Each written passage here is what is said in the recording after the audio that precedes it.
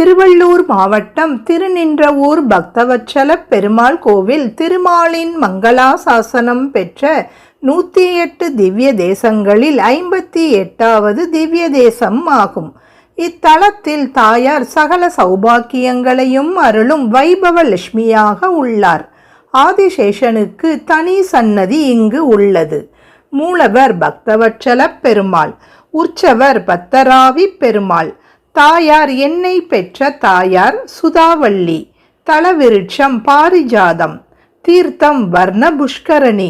விமானம் உத்பல விமானம். ஆகமம் பாஞ்சராத்திர ஆகமம். 12 ஆழ்வார்களில் ஒருவரான திருமங்கை ஆழ்வார் பல திவ்ய தேசங்களை மங்களாசாசனம் செய்து கொண்டு வந்தார். அப்படி தன்னுடைய யாத்திரையில் ஒரு நாள் இத்தலம் வழியாக சென்றார். ஆனால் இத்தலத்தின் மீது பாசுரம் பாடவில்லை. இதை அறிந்த சுதாவள்ளி தாயார் பெருமாளிடம் இது குறித்து கூறி திருமங்கை ஆழ்வாரிடம் இருந்து ஒரு பாசுரம் வாங்கி வருமாறு கூறினார். பெருமாளும் திருமங்கை ஆழ்வாரை தேடினார். ஆனால் அதற்குள் மாமல்லபுரம் அருகே உள்ள திருக்கடல் மல்லைக்கு சென்று விட்டார். பக்தவத்சல பெருமாளும் கடல் மல்லை சென்று திருமங்கை ஆழ்வாரிடம் தன்னை பற்றி ஒரு பாசுரம் பாடும்படி கேட்டார். எம்பெருமான் என் பாடல் கேட்டு வந்து நின்றதை நான் கண்டது கடல் மல்லையாகிய மாமல்லபுர திருத்தலத்தில் என்று பொருள்படும் திருமங்கை ஆழ்வார் பாசுரத்தின் மூலம் உலகையே காக்கும் திருமால் பக்தனின் பெருமையை உலகுக்கு உணர்த்த இவ்வாறு பாசுரம் பெற்று சென்றார் என்பதை அறிய முடிகிறது.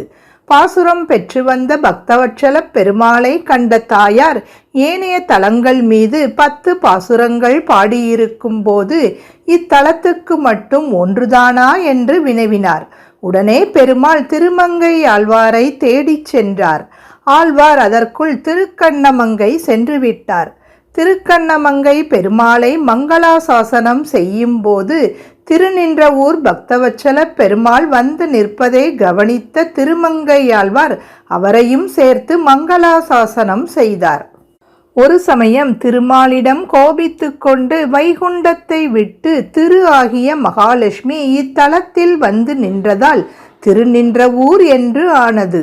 அவளை சமாதானம் செய்ய சமுத்திரராஜன் வந்திருந்தார். மகாலட்சுமி அதற்கு சமாதானம் ஆகவில்லை. உடனே சமுத்திரராஜன் வைகுண்டம் சென்று தாங்களே திருநின்றவூர் சென்று தேவியை இங்கு அழைத்து வர வேண்டும் என்று திருமாலிடம் கூறினார். பெருமாள் அவரை முன்னால் செல்லுமாறும் தான் பின்னே வருவதாகவும் கூறினார்.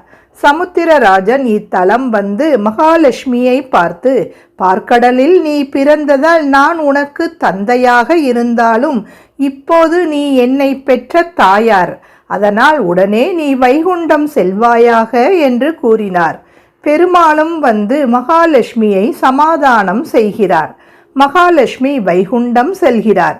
பக்தனின் வேண்டுகோளுக்கு இணங்க பெருமாள் இத்தலம் வந்ததால் பெருமாளுக்கு பக்தவத்சலன் என்ற பெயர் வழங்கலாயிற்று.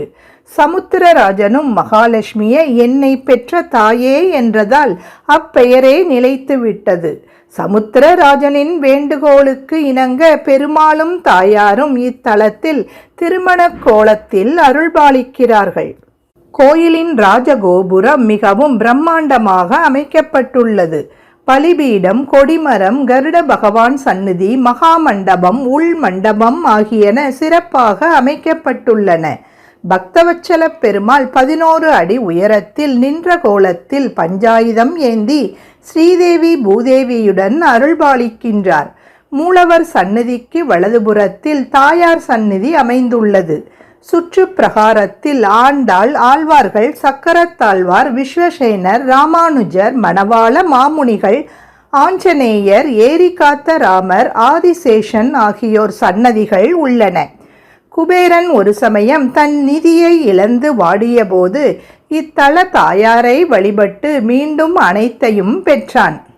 பங்குனியில் திருவோண விழா, ஆழ்வார் ஆச்சாரியர் திருநட்சத்திரங்கள், சித்திரை பௌர்ணமி, திருக்கல்யாண உற்சவம், தீபாவளி, திருக்கார்த்திகை, வைகுண்ட ஏகாதசி, மாசி மகம், ரத சப்தமி, தை பொங்கல் தினங்களில் சிறப்பு பூஜைகள், ஆராதனைகள் மற்றும் சுவாமி வீதியுலா நடைபெறும்.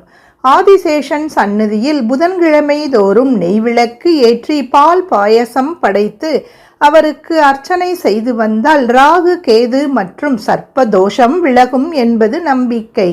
மாங்கல்ய பலனும் கிட்டும். திருமணத் தடை உள்ளவர்கள் இத்தலம் வந்து வழிபட்டால் அத்தடை நீங்கும். நீண்ட வத்த கருமுகிலை எம்மான் தன்னை நின்ற ஊர் நித்தில தொத்தார் சோலை காண்டவத்தை கனலெறிவாய் பெய்வித்தானே கண்டது நான் கடல் மல்லை தலசயனத்தே. நீண்ட கைகளை உடைய கரிய மேக நிறம் கொண்ட பெருமானே, எனது தலைவனை, திருநின்ற ஊர் என்ற தலத்தில் முத்து போன்ற அரும்புகளை உடைய சோலைகள் சூழ்ந்த காண்டவ வனத்தை அக்னி தேவனுக்கு உணவாக்கி கொடுத்தவனை மாமல்லபுரத்தில் தலசயன பெருமாளாக நான் கண்டுகொண்டேன். எம்பெருமான் நீண்ட கைகளை உடையவனாகவும் கருமேக நிறம் உடையவனாகவும் காண்டவ வனத்தை எரித்தவனாகவும் மாமல்லபுரத்தில் காட்சி அளிப்பவனாகவும் இது சிறப்பிக்கின்றது. நாமும் திருநின்ற ஊர் சென்று ஸ்ரீதேவி பூதேவி உடனாய பக்தவச்சல பெருமாளையும் என்னை பெற்ற தாயாரையும் ஆண்டாள் சக்கரத்தாழ்வார் ஆதிசேஷனையும் 12 ஆழ்வார்கள் ராமானுஜர் மணவாள மாமுனிகள் ஏரி காத்த ராமர் ஆஞ்சநேயரையும் வழிபட்டு நம் வாழ்வில் அனைத்து வளங்களையும் பெறுவோமாக.